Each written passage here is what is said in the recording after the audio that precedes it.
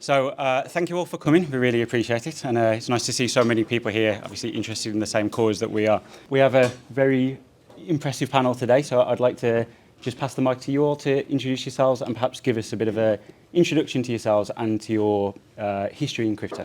Thank you so much. Indeed, very sad that Tim couldn't be here. I think I've been at every of his events so far, so I think it's a great initiative. My name is Hedwige Nuyens. I do many things in parallel. I'm the CEO of the International Banking Federation, representing the industry worldwide. I'm also the chair of European Women on Boards, and our organization strives for more women in executive committee and board rooms. And then I have a couple of board mandates as well. So happy to be here. Thank you. That was a very big intro, so I'm going to be very quick on this one. So my name is Julian Sawyer. I'm the CEO of Zodia Custody, which is a digital asset custodian owned by Standard Chartered, both in Europe and in APAC. Hi, I'm Robby Young. I'm the CEO of Animoca Brands. We are a game company, and we're also, I think, still maybe the most active investor in Web3. And I think I'm here because we have about 550 portfolio companies, so a reasonable representation of both male and female founders. Thanks. Hi, my name is Eva Lawrence. I am at the head of EMEA for Figment. We are the largest independent staking provider for institutions such as funds, asset managers, banks, exchanges looking to stake their assets or their customers' assets.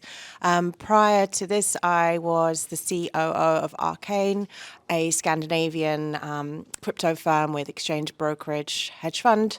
And my original life was in finance. I was a trader at Morgan Stanley for 8.5 years. Just to give a bit of an introduction as well, I'm sure you may be aware of what C-Enabled does, but we are an executive search company that is based within the crypto space. And Tim personally has had a bit of an interest in trying to raise awareness for this cause in particular. He's seen a lot himself within other industries that there is a disparity within the workplace in general, but especially at board level. And in crypto specifically, Tim noticed this a lot more. And when he was going to events, as other people have said, it tends to be majority male. And when you're looking at board level, it's even more so. And a lot of the time, you can't actually see some of the board information. So it's something that we want to get more clarity on. So leading on from that, one of the questions that Tim had sent across that we'd like to address the panel with is, in your opinion, what do you feel the reasons are for the disparity of women on boards in the digital asset industry? And how would we accelerate the redress of this disparity? So Hedwige, if I could pass to you. Yes, that's a very important question. And I think it is related to a couple of things. So actually, the crypto business itself already faces a lack of entrance of female talent, because there are all those biases in terms of it's too techy, the culture is male dominated, it's long hours, you just don't have a life. Is it useful in the first place?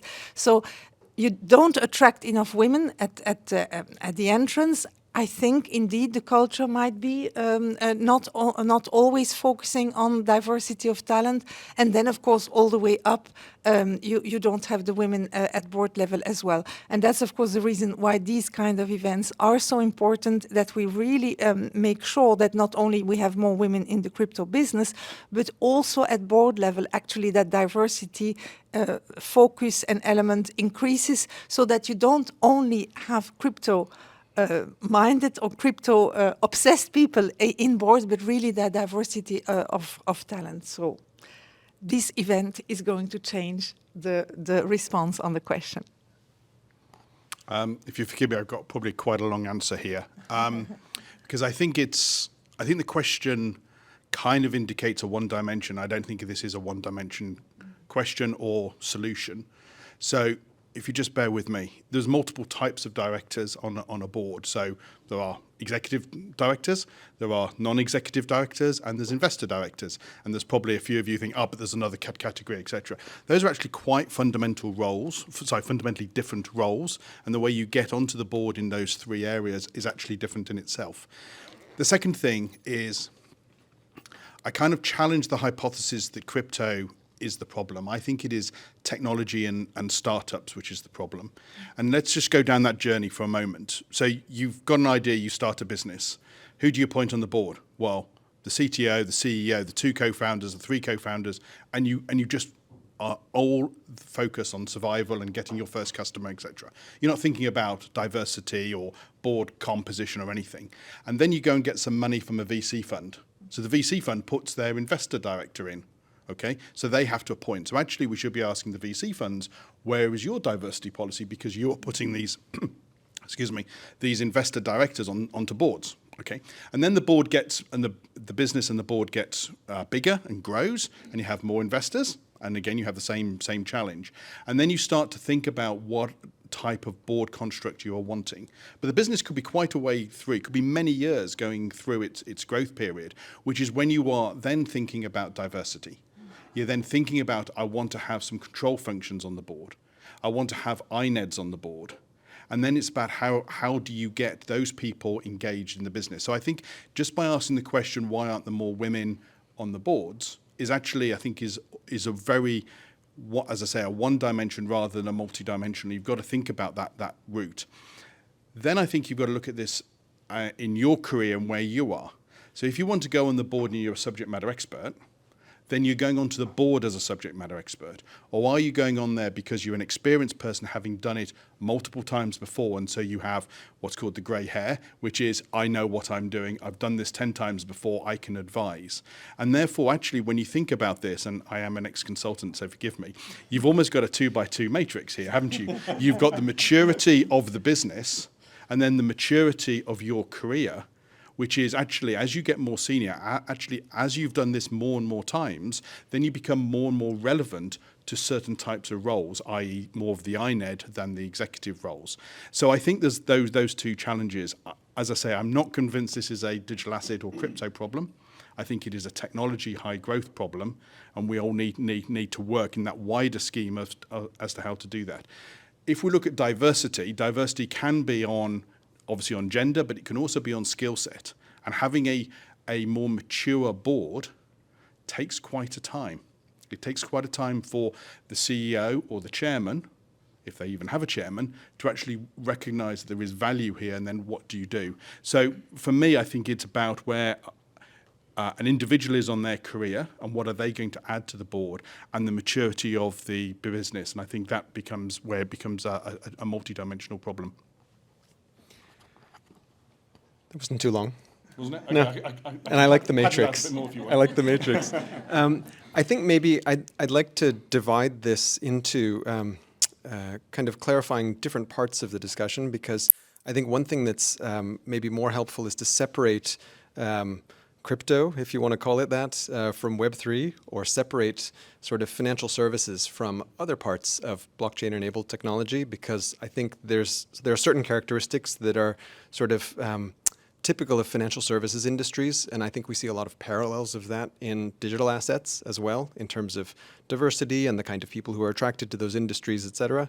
And the rest, and I say that obviously because we make games, so we're very different from financial services. And so as a matter of fact, we actually have a lot more gender diversity because there tends to be more in making games and creative industries. But I think also it's not necessarily helpful to think about women on boards in this topic. I would actually generalize that more to just say women as founders or women in leadership positions, just because in my observation, we're still a very young industry. And so not a lot of companies, at least in our portfolio, actually govern with boards. Most of them just ignore the boards, even if they have them. And so it's more about, I mean, because they're startups for the most part. These are 2-year-old businesses, so they barely have board meetings. So I think actually just sort of focusing the discussion on talking about women in leadership roles in our industry and how we can improve that, I think already kind of gives us more substance to work with, perhaps. I will expand on some of the comments by all three of the panelists. I was at a crypto conference recently, a month or so ago, and I asked some of the women attending the conference if they thought, and they were all from a financial services background like me, if they thought that finance was more male-dominated, or if they thought crypto was more male-dominated. And they said 100% crypto. They felt that it brought in people from finance and from technology, and a lot of the women felt pushed out as a result. They felt that it was difficult to get the developer jobs, or it was difficult to get the senior management jobs or the sales jobs, because there were kind of men coming in from both sides, both tech and finance, where we've been kind of historically male-dominated anyway, and they felt that it was difficult to difficult to be seen and be heard in the industry. And we've talked a bit about, well, how do you get women in senior positions or on boards in crypto? And I think something that gets leveled at me sometimes is that, well, Eva, I can't find the right candidates, whether it's for a board seat or whether it's for a C-suite role. And the response from me is, well, who have you asked, or who have you been speaking to? And you have these founders that we were just discussing. They get to this stage where they want to look at diversity on the board, and they turn to their left and they look to the guy on the left. They turn to the right and they look to the guy on the right, and they say, "Oh, can you suggest some candidates?" And obviously, these two males, maybe not 100% of them, but 80, 90% of them will say, "Oh yeah, I know this guy," right? And so instead of calling up a woman and saying, "Hey, I've got this great position. Who would you recommend?" They just ask their founding team, or the guys that they've known in the industry for a while. Now, I think the same applies to C-suite roles, to board positions. There are lots of great women in the industry. Reach out to them, even if they're not the ones for the role, and ask who they would recommend. Like the pool of talent is out there, but you just have to look for it. So I would say, kind of, why don't we have enough women on boards? Why is there a lack of diversity? It's not because of a lack of talent. It's because of this filtration of great candidates down to the right positions. So I think something that we can address quite quickly is, if you are hiring, or if your company is hiring, someone who's hiring for a C-suite, for a board role, ask them which leading women in the space that they're speaking to, not about the role itself, but about recommendations within their network. And I think that's one way we can start to address the issue of diversity and the issue of finding the right talent. Thank you, everyone. That's great input. I think just picking up on some of the things you said, that there is a real lack of advocacy for women in this space. And like you said, with people referring people they know, it tends to be that women are not necessarily recommended for the roles there. So that is something that we should definitely try to address. And I suppose leading on from that, we see, like, on paper what the definitions are, but from your personal experience, what would you feel has been the proven benefits of having more women on boards, and I suppose also in other positions of authority below boards? It's going to you. Fantastic. I would turn the question around and say, please, can you tell me the negatives of having some women on board? No,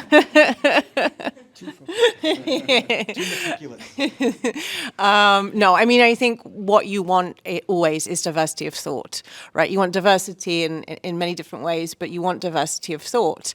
And men and women, as we'll probably come into some of the later questions, but, stereotypically and generally in some instances do think about things in a different way. And having diversity of thought, whether that's male, women, men, women, whether that's gender, race, whatever that is, having a diversity of thought on a board is of a benefit. So I think I would really like someone to be able to tell me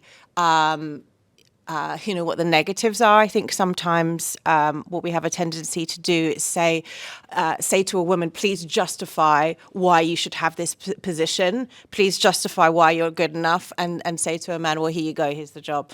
So I think what I would like to see is more focus on just how we can improve diversity of thought, whether it's male, female. I don't believe in any particular quotas, but just bringing together that diversity of thought, which I think is the benefit of having women on boards, as well as every other diverse section of society.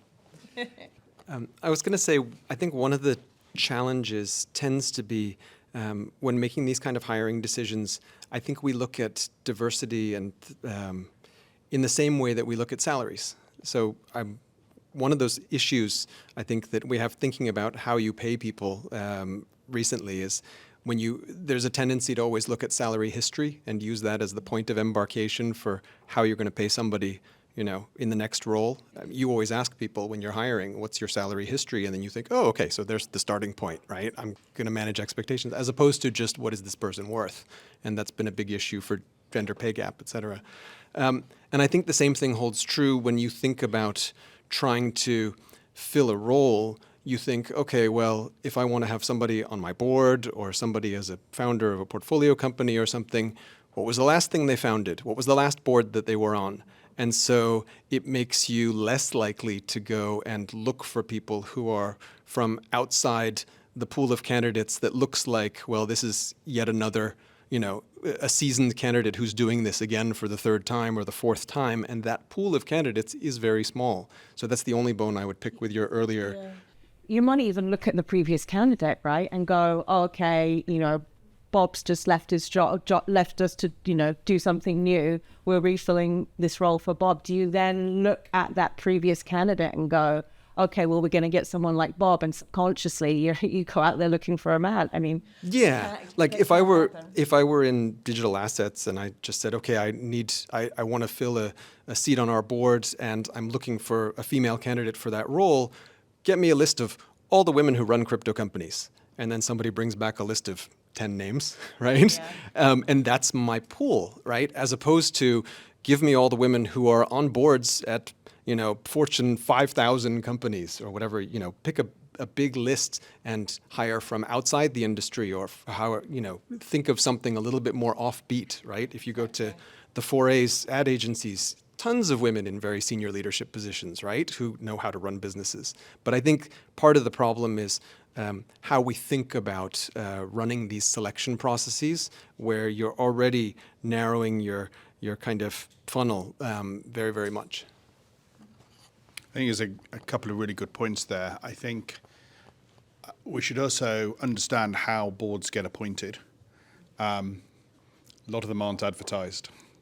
So when a company has got money, they go to headhunters and they do the job properly, and we've probably all seen that. But when it doesn't have money or doesn't value a wider view of the market, it is the old boys network, and I use that word on purpose. And I think, for this audience here, it is, how do you get into that group? And I think hopefully we'll spend some time on that today. But, I don't think it is doing what the boys do, the drinking culture and everything else. It's about how to promote yourself wider, and so you are known by more people. You are known as a potential for a board seat, or certainly at an exec level, and therefore you're starting to get into the conversation. And I think that is important. But I think if we think that everything is going through a headhunter, the answer is no, they're not. And that creates a challenge in terms of getting out there into the world and getting those roles. Yes, absolutely. And I would like to reiterate what you said to start with. I get that question all the time. And why should we have more women? And if we have a woman, will she be good enough? I mean, all those kind of questions. And it is true that time and again, you have to prove why appointing a female board candidate is a good thing, what her credentials are, whereas for all the 9 others, nobody asked the question. So I really think we have to, that's also what we do as an organization, explain, yes, women are more than 50% of population. You wouldn't have to argue your board why it's a good idea to also sell to female clients. I mean, would you have to make that, why it could be a good idea to also have games that your female clients like? So you would never have to argue why actually also looking at 50% of the market where you're not in is a good idea. And that's exactly what a lot of you and a lot of and very often myself, we have to make the case that it's a good idea to look at 50% of your talent. And then, of course, you're totally right. It's diversity of thought. And it's also thinking, because Julian, of course, is right as well. I try then to reverse engineer. So if you don't manage to attract, whether it is in a startup or in a tech company, if you don't manage to attract 50% of the talent, what are you missing actually? And of course it can be the culture, and of course you can say that culture cannot change, and so you will not solve the problem. But I think reverse engineering in this is a very good idea. And I would rather like to have the best talent, whatever, and then really to see what is actually missing. How can I actually change a proposal so that I really attract the whole market? Thank you, everyone. We did kind of touch upon this a little bit, I suppose, but just to ask the question, what on average are the key differences between men and women which may inform how digital asset firms go about redressing the disparity, considering and engaging these differences to the benefit of all? I do apologise, that is a very long question. Great question. Okay, we will start with Julian. You like the question? I can just reframe it now, can't I, into something completely different. I think we've spent quite a bit of time this morning talking about diversity of thought, and I think that is absolutely key and critical. I think the other piece that's going through in my mind at this point is, what's a board there for? And it's there to do the best things for the business and to ensure that the shareholders are, their objectives are being met, whatever those are. And so what role are you thinking you're going to take on the board? So there's obviously a CEO role, there's potentially a CFO role. That could be it. On my board, I only have one exec, that's myself.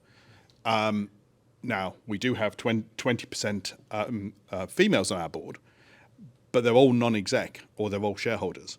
And so I think it's important to think about what is the construct of the board and what role are you going to play on that board? Now, if you look at other organizations, they will have legal on the board, they will have compliance on the board or second line functions on the board.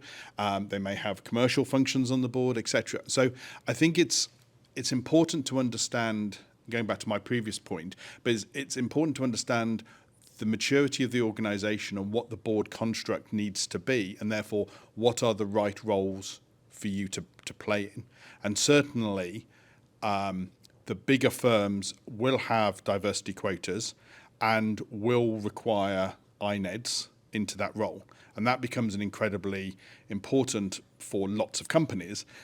However, what you also need is to have the grey hair that says, I've done this before, I am the expert in this, I understand control functions, I understand how to go into new markets, I understand how to do new products or whatever.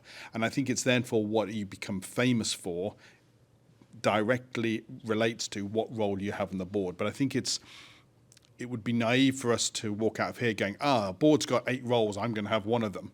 And it's just like, lots and lots of boards do not. I was on a board in a previous job.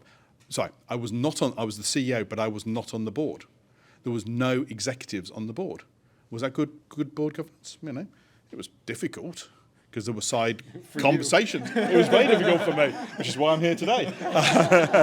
But I think it's important to understand what those board constructs look like. And as our business changes and matures, the role of the people who are on the board and their roles and their seniority changes as you go through that. And I think that's super important. One of the things that I think is critical is, and I think Eva was talking about this at the exec level rather than the board level, and I think that is something absolutely we should be spending more time talking about. And then I think the other aspect is, have you got board experience?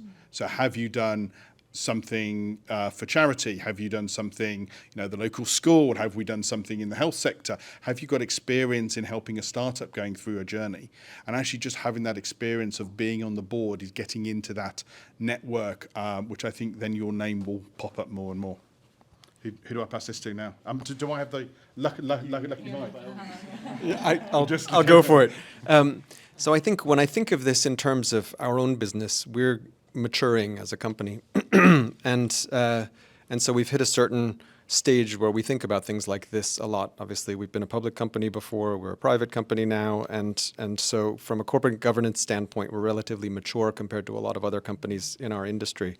And I think, with due respect to Tim for having come up with the question, I actually don't think we need to ask the question of why have women on boards and stuff. I mean, that's personally, I think it's obvious. But I think it's more about thinking, how do we overcome some of the historic inequities that lead to where we are now.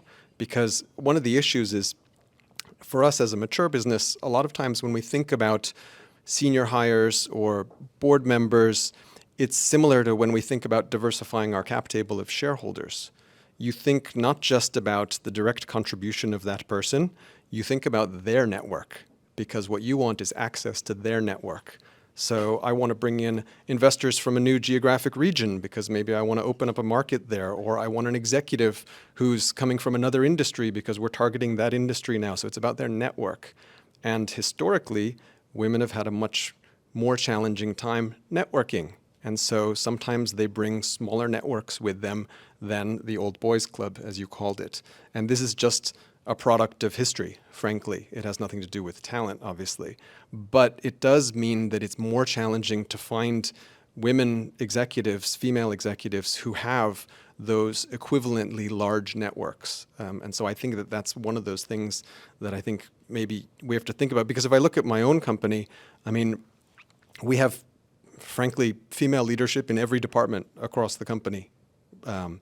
But they're running legal, they're running finance, they're running things where, you know, those learned skill sets apply and they're really, really good at their jobs, but there are less jobs that are involved with who they know, right? And who they bring to the table from their network. It's more about their acumen at doing a good job at what they do, for which they're the best.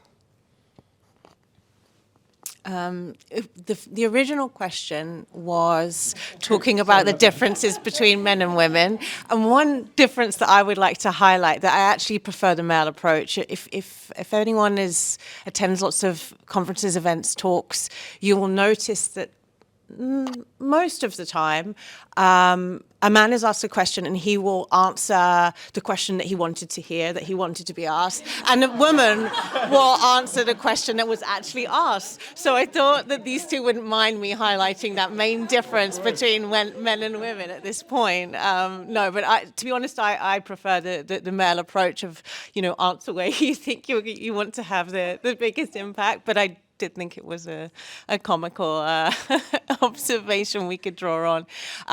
I agree with the points so far. I think it's very important to find the right fit for the role as well. So we're talking about differences between men and women, talking about differences between people for certain roles.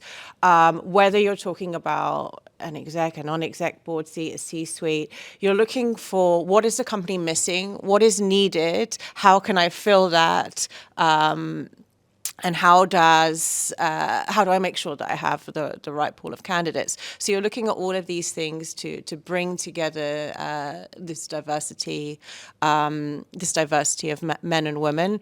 But I think you're not necessarily going into hiring for any role thinking, okay, well, how would a man do this job differently to how a woman would do this job differently? I think what you're really focused on is, what is the company lacking? What does it need in this position, in this role? And then how can I best fill that?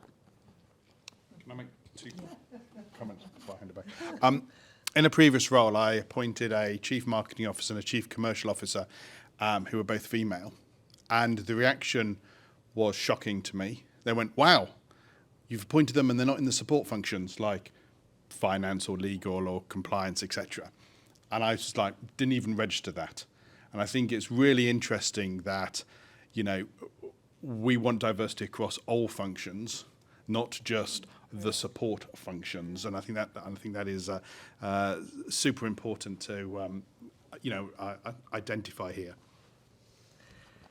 Yes, thank you. And I would like to summarize the key differences that we have seen. I've been studying the subject a long, long time. So we know that in general, it's generalization. If you look at top positions, women tend to undersell themselves. Women tend to not apply as quickly as or as soon or as often.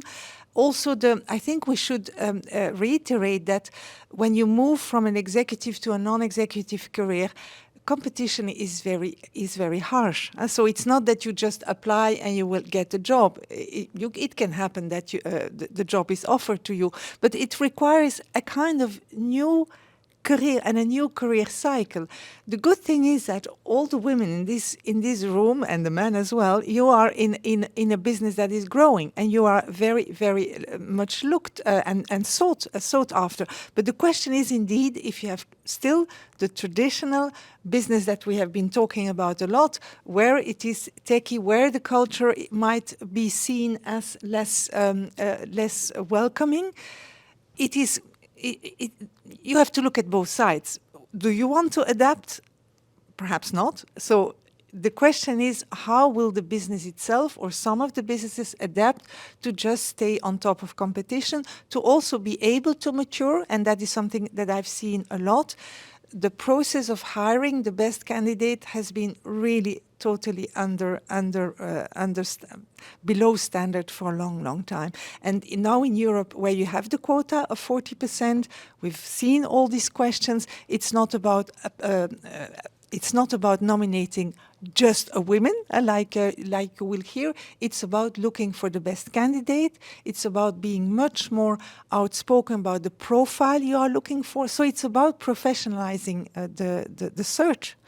Who are you looking for? The board composition, the board dynamics. And in maturing, you will actually, by nature, want to have a much more diverse pool of candidates, and then you will nominate the best. And in Europe, the regulation says it's only when you have two equally qualified candidates. If you're still underrepresented in gender, you will nominate the women. So it's not about just nominating women, it's about professionalizing the search. And I think that is actually the good way of the good way of travel. And I really hope that it will change in this area as well. Thank you, everyone. So as you may be aware from conversations with Tim, that we are looking at and working on designing an accreditation course for board readiness within the digital asset industry. It's aimed primarily at C-level for men and women, but we are very conscious of the fact that we don't want things to be just performative. By putting these events together, we wanted to open the discussion and really get feedback from people to make sure that what we put out is of use and will help people get to that board level. So I suppose from your personal experience, what do you feel should be the essential components included in that, and how could we really kick that into gear? Yes, I think it's a great idea. And I think that you can do two things at the same time. Because the program, or the question is, you will attract men and women to the program. So that means hopefully people who are working in the industry already, but perhaps also people with an interesting skill set, interested to enter, but perhaps are not yet in an executive role in a crypto business or digital asset business. So I really hope that by marketing this well, you will actually both, for people who are in the business, but perhaps not fully up to standard in terms of corporate governance, in terms of board dynamics, in terms of the maturity of the business, where you have to take into account much more things in terms of compliance, marketing, AI, bias, growth of the market, reputation risk. So for the traditional people that were already in boards, how do you need to change if you want to stay relevant tomorrow? And that is perhaps more addressed to the men. And then for the women candidates who could be great candidates tomorrow, what can we add to your profile? How can we make you even more prepared? First of all, what do you want yourself? What kind of role do you have? How can we make a board CV? How can you actually move from LinkedIn in an executive or your expertise now to be seen as the right candidate tomorrow? And I would go much further than a charity. I would really challenge all of you, and we can have a talk during the break. It's actually in 30 minutes that you can, in your LinkedIn, crystallize what are the things that you have been doing already as a representation, as be speaking at events, as representing your industry. How can we filter that to make it a skill that can be seen as the start of your board CV? And that I'm sure you can all do this. It's just a question of reshaping your LinkedIn, starting your board CV, and a board, indeed, as Julian is saying, in the UK, very often you have just one board. with executive and non-executive. If you have had a lot of board exposure, that's the start of your board experience. I think in terms of an accreditation, I think there's two parts. One is, can the companies be accredited? So can they report on diversity and a whole bunch of other good governance practices? And I think that is important, as well as at an individual level. I think the points we've made this morning are actually incredibly valid as how do you promote yourself? And I think where a number of women probably traditionally have played the game is they've acted like men. So they've done the drinking, they've done the evenings, they've done the heavy meals, everything else. And yes, we all have to do that. But actually, why don't you find a way that works for you? That doesn't mean a women-only group, because I don't think that's the right answer either. But find the right method of increasing your network, being relevant to the conversations, being relevant to your board currently, as well as to other boards, and find the right way. I'm going to embarrass Sophie over there for 1 minute. So Sophie is my chief compliance officer. She's just created a group. You had no idea what I was going to say, did you? Just like, oh my God, what have I come? So you've just created a group of compliance officers in crypto. Now, it's not supplier-led, that's not consultancy-led, but just bringing the compliance officers, not the female compliance officers, but the compliance officers together.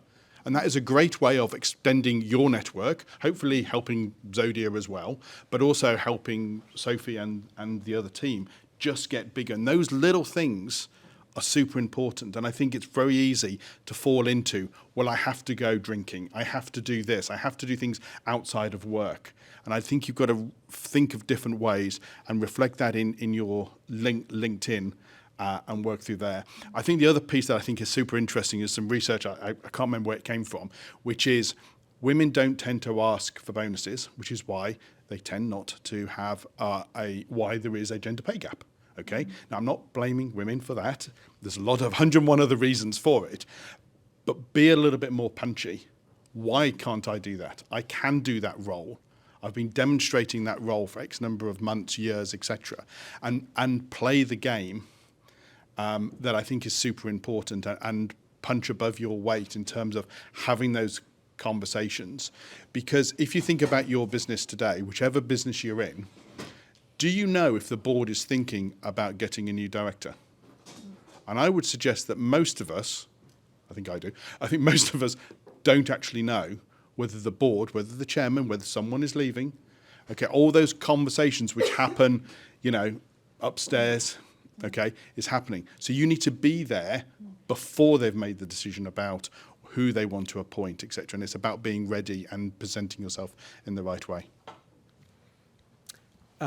So I would definitely agree with the part about presenting yourself and putting yourself forward for things, because I think in my own experience, most of my job involves making investment decisions about investing in startups, and it was interesting because I'm trying to answer the question here, just in case you're paying attention, but I want to give some stats. So I invested in probably, 20 or 30 female founders over the last 4 years. And I felt like I was doing a really good job of investing in female founders. And the reason I felt like that was because I've invested in almost every woman that's asked for money, to be honest. And so I thought that I was really punching, above my weight, so to speak. And so then I asked internally, and we did some analyses of, what percentage of the portfolio we've invested in female founders. And we came just shy of 10%. So it's pretty shit, really. But we're more than twice the industry average, right? So less shit than everybody else. But it's still terrible. However, as I said, I've probably invested in 80% of the women who've pitched me because I don't get very many pitches. It's as simple as that. And if I go speak at a Web3 conference, after I come off stage, I get attacked by 20 guys trying to get me to read their pitch decks, and maybe one woman. And it's always the same, which is, again, not to victim blame, so to speak, but just to say that's the lay of the land as has been my experience. Yeah, we need women to, to feel that they can put forward those ideas and those thoughts are valid, and those business proposals will be read. In terms of... Sorry, I was going to say it's just because there are less women out there in our industry too. Yeah, that's true. Yeah, that's true. I think that we've touched on the main point that would be covered, which to me is corporate governance and understanding corporate governance for UK companies. I'm assuming UK here, right? UK private limited, UK public company, and understanding that, and understanding how the board and the executive committee at a company work together, and how to have a successful board, a well-functioning board. I think that would be the main components. I also agree with the kind of social piece, right, and putting yourself out there and understanding your network. I think it is very possible to do both, right? You can be... you can have a legal background and be good at networking. You can have a tech background and be good at networking. All of these skills can be improved upon. And so I think, another important factor is don't pigeonhole yourself and like, okay, well, I'm only good at this and I can only do that. I think it's very possible to be good at both, or to build skills in one where you feel like it is slightly lacking. And I would also say, finally, if we do look at any accreditation, let's make sure it's accreditation across the board, right? It's not something that we say to a woman, please show me your accreditation, and to everyone else, nothing. But I do think as well, things like today are very useful. You mentioned that you don't want it to just be performative, but I think having us sat here together and meeting with everyone here is also very useful. It shouldn't be something that women are asked to go in a room, figure out why there aren't enough women on boards, and come out and solve all the world problems like that. But it should be something that we continually discuss. We talk about how we're growing our companies, how we're growing our businesses, how we're working on diversity, what roles are out there. How do we share these roles and get more diversity across the crypto industry? And I think that does very much start with having these kinds of discussions. Thank you so much, everyone. I think that's a very valid point, that the continued discussions are something that we do need, because I think when we've looked at previous events, we've always tried to act upon the feedback that we've got, but without having these events, we just don't get that feedback. And as we've seen, there are significantly less women in the industry than there are men, so those voices are always by default not going to be heard as much. So we do hope, excuse me, that by putting these events together, having these discussions and getting feedback from everyone, we can make a bit of a change. And I'd like to say to everybody else as well, because as I said, we don't want things to be performative. By all means, approach us after the event. Let us know if what we're doing, coincides with what you would like, and if there are more resources that we can offer, because that's what we're here for, and we would like to make a change. So thank you, everyone, for your input. If we give them a good round of applause, thank you very much.